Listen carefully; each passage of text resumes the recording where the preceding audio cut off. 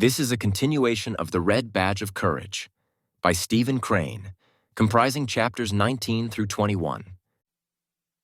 Chapter 19. The youth stared at the land in front of him. Its foliages now seemed to veil powers and horrors. He was unaware of the machinery of orders that started the charge, although from the corners of his eyes he saw an officer who looked like a boy a horseback come galloping, waving his hat. Suddenly he felt a straining and heaving among the men. The line fell slowly forward like a toppling wall, and, with a convulsive gasp that was intended for a cheer, the regiment began its journey. The youth was pushed and jostled for a moment before he understood the movement at all, but directly he lunged ahead and began to run. He fixed his eye upon a distant and prominent clump of trees where he had concluded the enemy were to be met, and he ran toward it as toward a goal. He had believed throughout that it was a mere question of getting over an unpleasant matter as quickly as possible, and he ran desperately, as if pursued for a murder. His face was drawn hard and tight with the stress of his endeavor. His eyes were fixed in a lurid glare, and with his soiled and disordered dress, his red and inflamed features surmounted by the dingy rag with its spot of blood, his wildly swinging rifle and banging accoutrements, he looked to be an insane soldier. As the regiment swung from its position out into a cleared space, the woods and thickets before it awakened. Yellow flames leaped toward it from many directions. The forest made a tremendous objection. The line lurched straight for a moment. Then the right wing swung forward. It, in turn, was surpassed by the left. Afterward, the center careered to the front until the regiment was a wedge-shaped mass. But an instant later, the opposition of the bushes, trees, and uneven places on the ground split the command and scattered it into detached clusters. The youth, light-footed, was unconsciously in advance. His eyes still kept note of the clump of trees. From all places near it, the clannish yell of the enemy could be heard. The little flames of rifles leaped from it. The song of the bullets was in the air, and shells snarled among the treetops. One tumbled directly into the middle of a hurrying group and exploded in crimson fury. There was an instant spectacle of a man, almost over it, throwing up his hands to shield his eyes. Other men, punched by bullets, fell in grotesque agonies. The regiment left a coherent trail of bodies. They had passed into a clearer atmosphere. There was an effect like a revelation in the new appearance of the landscape. Some men working madly at a battery were plain to them, and the opposing infantry's lines were defined by the gray walls and fringes of smoke. It seemed to the youth that he saw everything. Each blade of the green grass was bold and clear. He thought that he was aware of every change in the thin, transparent vapor that floated idly in sheets. The brown or gray trunks of the trees showed each roughness of their surfaces. And the men of the regiment, with their starting eyes and sweating faces, running madly or falling as if thrown headlong to queer, heaped-up corpses, all were comprehended. His mind took a mechanical but firm impression, so that afterward everything was pictured and explained to him, save why he himself was there. But there was a frenzy made from this furious rush. The men, pitching forward insanely, had burst into cheerings, mob-like and barbaric, but tuned in strange keys that can arouse the dullard and the stoic. It made a mad enthusiasm that, it seemed, would be incapable of checking itself before granite and brass. There was the delirium that encounters despair and death, and is heedless and blind to the odds. It is a temporary but sublime absence of selfishness. And because it was of this order was the reason, perhaps, why the youth wondered afterward what reasons he could have had for being there. Presently, the straining pace ate up the energies of the men. As if by agreement, the leaders began to slacken their speed. The volleys directed against them had had a seeming wind-like effect. The regiment snorted and blew. Among some stolid trees, it began to falter and hesitate. The men, staring intently, began to wait for some of the distant walls of smoke to move and disclose to them the scene. Since much of their strength and their breath had vanished, they returned to caution. They were become men again. The youth had a vague belief that he had run miles, and he thought in a way that he was now in some new and unknown land. The moment the regiment ceased its advance, the protesting splutter of musketry became a steadied roar. Long and accurate fringes of smoke spread out. From the top of a small hill came level belchings of yellow flame that caused an inhuman whistling in the air. The men, halted, had opportunity to see some of their comrades dropping with moans and shrieks. A few lay underfoot, still or wailing. And now for an instant the men stood, their rifles slack in their hands, and watched the regiment dwindle. They appeared dazed and stupid. This spectacle seemed to paralyze them, overcome them with a fatal fascination. They stared woodenly at the sights, and lowering their eyes, looked from face to face. It was a strange pause and a strange silence. Then, above the sounds of the outside commotion, arose the roar of the lieutenant. He strode suddenly forth, his infantile features black with rage. "Come on, ye fools," he bellowed. "Come on. You can't stay here. You must come on." He said more, but much of it could not be understood. He started rapidly forward with his head turned toward the men. "Come on," he was shouting. The men stared with blank and yokel-like eyes at him. He was obliged to halt and retrace his steps. He stood then with his back to the enemy and delivered gigantic curses into the faces of the men. His body vibrated from the weight and force of his imprecations, and he could string oaths with the facility of a maiden who strings beads. The friend of the youth aroused. Lurching suddenly forward and dropping to his knees, he fired an angry shot at the persistent woods. This action awakened the men. They huddled no more like sheep. They seemed suddenly to bethink themselves of their weapons, and at once commenced firing. Belabored by their officers, they began to move forward. The regiment, involved like a cart involved in mud and muddle, started unevenly with many jolts and jerks. The men stopped now every few paces to fire and load, and in this manner moved slowly on from trees to trees. The flaming opposition in their front grew with their advance, until it seemed that all forward ways were barred by the thin leaping tongues, and off to the right, an ominous demonstration could sometimes be dimly discerned. The smoke lately generated was in confusing clouds that made it difficult for the regiment to proceed with intelligence. As he passed through each curling mass, the youth wondered what would confront him on the farther side. The command went painfully forward until an open space interposed between them and the lurid lines. Here, crouching and cowering behind some trees, the men clung with desperation, as if threatened by a wave. They looked wild-eyed, and as if amazed at this furious disturbance they had stirred. In the storm, there was an ironical expression of their importance. The faces of the men, too, showed a lack of a certain feeling of responsibility for being there. It was as if they had been driven. It was the dominant animal failing to remember in the supreme moments the forceful causes of various superficial qualities. The whole affair seemed incomprehensible to many of them. As they halted thus, the lieutenant again began to bellow profanely. Regardless of the vindictive threats of the bullets, he went about coaxing, berating, and bedamning.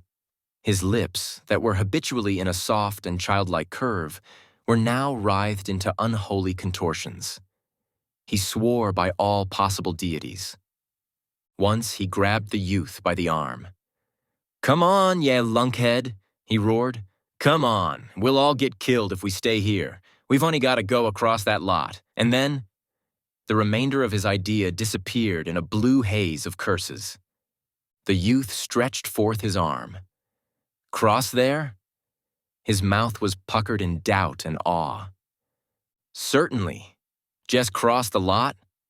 "We can't stay here," screamed the lieutenant. He poked his face close to the youth and waved his bandaged hand. "Come on." Presently he grappled with him as if for a wrestling bout.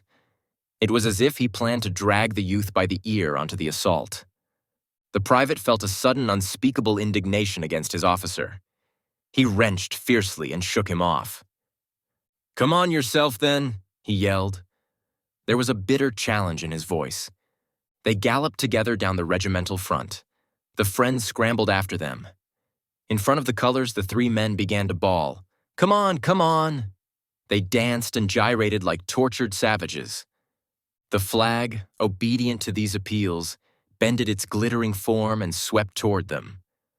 The men wavered in indecision for a moment, and then with a long, wailful cry, the dilapidated regiment surged forward and began its new journey. Over the field went the scurrying mass. It was a handful of men splattered into the faces of the enemy. Toward it instantly sprang the yellow tongues. A vast quantity of blue smoke hung before them. A mighty banging made ears valueless. The youth ran like a madman to reach the woods before a bullet could discover him. He ducked his head low like a football player. In his haste, his eyes almost closed, and the scene was a wild blur. Pulsating saliva stood at the corners of his mouth. Within him, as he hurled himself forward, was born a love, a despairing fondness for this flag which was near him. It was a creation of beauty and invulnerability. It was a goddess, radiant, that bended its form with an imperious gesture to him. It was a woman, red and white, hating and loving, that called him with the voice of his hopes. Because no harm could come to it, he endowed it with power. He kept near, as if it could be a saver of lives, and an imploring cry went from his mind. In the mad scramble, he was aware that the color sergeant flinched suddenly, as if struck by a bludgeon. He faltered, and then became motionless, save for his quivering knees. He made a spring and a clutch at the pole. At the same instant, his friend grabbed it from the other side. They jerked at it, stout and furious. But the color sergeant was dead, and the corpse would not relinquish its trust. For a moment, there was a grim encounter. The dead man, swinging with bended back, seemed to be obstinately tugging, in ludicrous and awful ways, for the possession of the flag. It was passed in an instant of time. They wrenched the flag furiously from the dead man, and, as they turned again, the corpse swayed forward with bowed head. One arm swung high, and the curved hand fell with heavy protest on the friend's unheeding shoulder. Chapter 20. When the two youths turned with the flag, they saw that much of the regiment had crumbled away, and the dejected remnant was coming slowly back. The men, having hurled themselves in projectile fashion, had presently expended their forces. They slowly retreated, with their faces still toward the spluttering woods, and their hot rifles still replying to the din. Several officers were giving orders, their voices keyed to screams. "Where in hell you going?" the lieutenant was asking in a sarcastic howl. And a red-bearded officer, whose voice of triple brass could plainly be heard, was commanding, "Shoot into 'em! Shoot into 'em, goddamn their souls!" There was a melee of screeches, in which the men were ordered to do conflicting and impossible things. The youth and his friend had a small scuffle over the flag. "Give it to me." "No, let me keep it." Each felt satisfied with the other's possession of it, but each felt bound to declare, by an offer to carry the emblem, his willingness to further risk himself. The youth roughly pushed his friend away. The regiment fell back to the stolid trees. There it halted for a moment to blaze at some dark forms that had begun to steal upon its track. Presently it resumed its march again, curving among the tree trunks.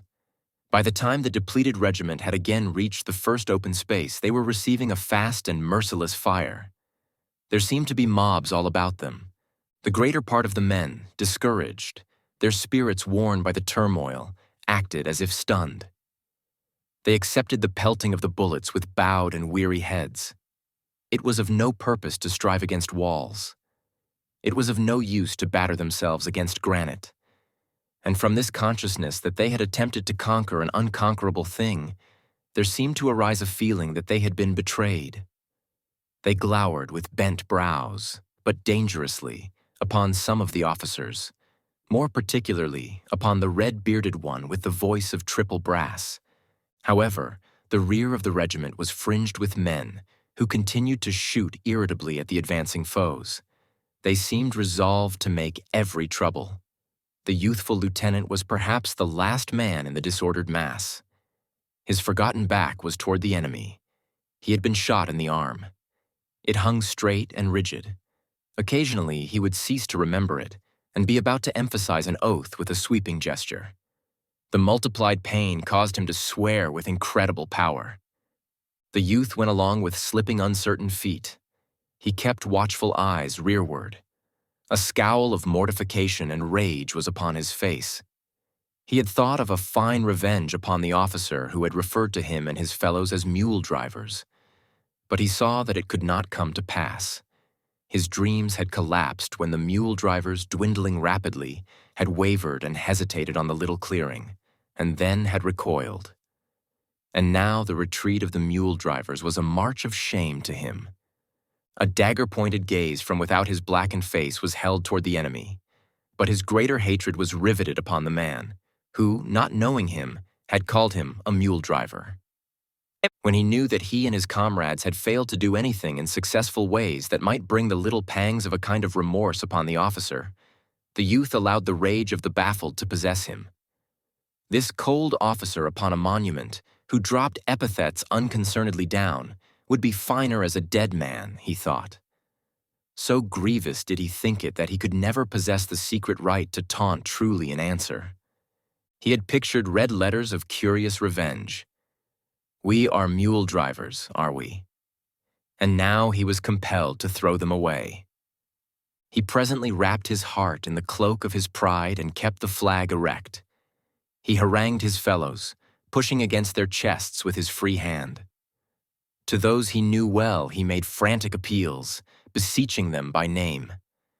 Between him and the lieutenant, scolding and near to losing his mind with rage, there was felt a subtle fellowship and equality. They supported each other in all manner of hoarse, howling protests. But the regiment was a machine run down. The two men babbled at a forceless thing. The soldiers who had heart to go slowly were continually shaken in their resolves by a knowledge that comrades were slipping with speed back to the lines. It was difficult to think of reputation when others were thinking of skins. Wounded men were left crying on this black journey.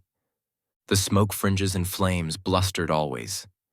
The youth, peering once through a sudden rift in a cloud, saw a brown mass of troops, interwoven and magnified until they appeared to be thousands. A fierce-hued flag flashed before his vision. Immediately, as if the uplifting of the smoke had been prearranged, the discovered troops burst into a rasping yell, and 100 flames jetted toward the retreating band. A rolling gray cloud again interposed as the regiment doggedly replied. The youth had to depend again upon his misused ears, which were trembling and buzzing from the melee of musketry and yells. The way seemed eternal. In the clouded haze, men became panic-stricken with the thought that the regiment had lost its path and was proceeding in a perilous direction. Once the men who headed the wild procession turned and came pushing back against their comrades, screaming that they were being fired upon from points which they had considered to be toward their own lines. At this cry, a hysterical fear and dismay beset the troops. A soldier, who heretofore had been ambitious to make the regiment into a wise little band that would proceed calmly amid the huge appearing difficulties, suddenly sank down and buried his face in his arms with an air of bowing to a doom. From another, a shrill lamentation rang out, filled with profane allusions to a general. Men ran hither and thither, seeking with their eyes roads of escape. With serene regularity, as if controlled by a schedule, bullets buffed into men. The youth walked stolidly into the midst of the mob, and with his flag in his hands took a stand as if he expected an attempt to push him to the ground. He unconsciously assumed the attitude of the color-bearer in the fight of the preceding day. He passed over his brow a hand that trembled. His breath did not come freely. He was choking during this small wait for the crisis. His friend came to him. "Well, Henry, I guess this is goodbye, John." "Oh, shut up, you damn fool," replied the youth, and he would not look at the other. The officers labored like politicians to beat the mass into a proper circle to face the menaces. The ground was uneven and torn. The men curled into depressions and fitted themselves snugly behind whatever would frustrate a bullet. The youth noted with vague surprise that the lieutenant was standing mutely with his legs far apart and his sword held in the manner of a cane. The youth wondered what had happened to his vocal organs that he no more cursed. There was something curious in this little intent pause of the lieutenant. He was like a babe which, having wept its fill, raises its eyes and fixes upon a distant toy. He was engrossed in this contemplation, and the soft underlip quivered from self-whispered words. Some lazy and ignorant smoke curled slowly. The men, hiding from the bullets, waited anxiously for it to lift and disclose the plight of the regiment. The silent ranks were suddenly thrilled by the eager voice of the youthful lieutenant bawling out, "Here they come, right on to us, b'God." His further words were lost in a roar of wicked thunder from the men's rifles. The youth's eyes had instantly turned in the direction indicated by the awakened and agitated lieutenant, and he had seen the haze of treachery disclosing a body of soldiers of the enemy. They were so near that he could see their features. There was a recognition as he looked at the types of faces. Also, he perceived with dim amazement that their uniforms were rather gay in effect, being light gray, accented with a brilliant-hued facing. Too, the clothes seemed new. These troops had apparently been going forward with caution, their rifles held in readiness, when the youthful lieutenant had discovered them, and their movement had been interrupted by the volley from the Blue Regiment. From the moment's glimpse, it was derived that they had been unaware of the proximity of their dark-suited foes, or had mistaken the direction. Almost instantly, they were shut utterly from the youth's sight by the smoke from the energetic rifles of his companions. He strained his vision to learn the accomplishment of the volley, but the smoke hung before him. The two bodies of troops exchanged blows in the manner of a pair of boxers. The fast, angry firings went back and forth. The men in blue were intent with the despair of their circumstances, and they seized upon the revenge to be had at close range. Their thunder swelled loud and valiant. Their curving front bristled with flashes, and the place resounded with the clangor of their ramrods. The youth ducked and dodged for a time, and achieved a few unsatisfactory views of the enemy. There appeared to be many of them, and they were replying swiftly. They seemed moving toward the Blue Regiment step by step. He seated himself gloomily on the ground with his flag between his knees. As he noted the vicious, wolf-like temper of his comrades, he had a sweet thought that if the enemy was about to swallow the regimental broom as a large prisoner, it could at least have the consolation of going down with bristles forward. But the blows of the antagonist began to grow more weak. Fewer bullets ripped the air, and finally, when the men slackened to learn of the fight, they could see only dark, floating smoke. The regiment lay still and gazed. Presently some chance whim came to the pestering blur, and it began to coil heavily away. The men saw a ground vacant of fighters. It would have been an empty stage if it were not for a few corpses that lay thrown and twisted into fantastic shapes upon the sward. At sight of this tableau, many of the men in blue sprang from behind their covers and made an ungainly dance of joy. Their eyes burned, and a hoarse cheer of elation broke from their dry lips. It had begun to seem to them that events were trying to prove that they were impotent. These little battles had evidently endeavored to demonstrate that the men could not fight well. When on the verge of submission to these opinions, the small duel had showed them that the proportions were not impossible, and by it they had revenged themselves upon their misgivings and upon the foe. The impetus of enthusiasm was theirs again. They gazed about them with looks of uplifted pride, feeling new trust in the grim, always confident weapons in their hands. And they were men. Chapter 21. Presently they knew that no firing threatened them. All ways seemed once more open to them. The dusty blue lines of their friends were disclosed a short distance away. In the distance there were many colossal noises, but in all this part of the field there was a sudden stillness. They perceived that they were free. The depleted band drew a long breath of relief and gathered itself into a bunch to complete its trip. In this last length of journey, the men began to show strange emotions. They hurried with nervous fear. Some who had been dark and unfaltering in the grimmest moments now could not conceal an anxiety that made them frantic. It was perhaps that they dreaded to be killed in insignificant ways after the times for proper military deaths had passed. Or perhaps they thought it would be too ironical to get killed at the portals of safety. With backward looks of perturbation, they hastened. As they approached their own lines, there was some sarcasm exhibited on the part of a gaunt and bronzed regiment that lay resting in the shade of the trees. Questions were wafted to them. "Where the hell you been? What you coming back for? Why didn't you stay there? Was it warm out there, Sonny? Going home now, boys?" One shouted in taunting mimicry, "Oh, mother, come quick and look at the sojers." There was no reply from the bruised and battered regiment, save that one man made broadcast challenges to fistfights, and the red-bearded officer walked rather near and glared in great swashbuckler style at a tall captain in the other regiment. But the lieutenant suppressed the man who wished to fist fight, and the tall captain, flushing at the little fanfare of the red-bearded one, was obliged to look intently at some trees. The youth's tender flesh was deeply stung by these remarks. From under his creased brows he glowered with hate at the mockers. He meditated upon a few revenges. Still, many in the regiment hung their heads in criminal fashion, so that it came to pass that the men trudged with sudden heaviness, as if they bore upon their bended shoulders the coffin of their honor. And the youthful lieutenant, recollecting himself, began to mutter softly in black curses. They turned when they arrived at their old position to regard the ground over which they had charged. The youth in this contemplation was smitten with a large astonishment. He discovered that the distances, as compared with the brilliant measurings of his mind, were trivial and ridiculous. The stolid trees, where much had taken place, seemed incredibly near. The time, too, now that he reflected, he saw to have been short. He wondered at the number of emotions and events that had been crowded into such little spaces. Elfin thoughts must have exaggerated and enlarged everything, he said.